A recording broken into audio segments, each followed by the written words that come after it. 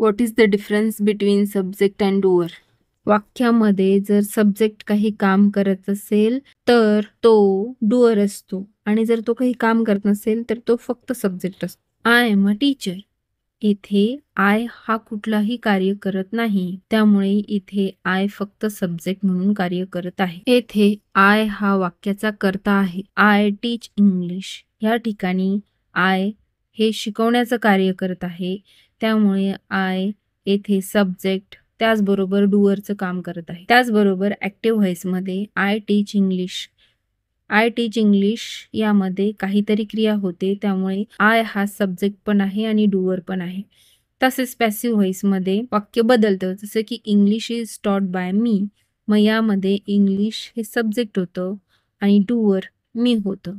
अशा प्रकारे सब्जेक्ट आणि डूअर यामधील फरक आपण समजून घेऊ शकतो. थँक्यू.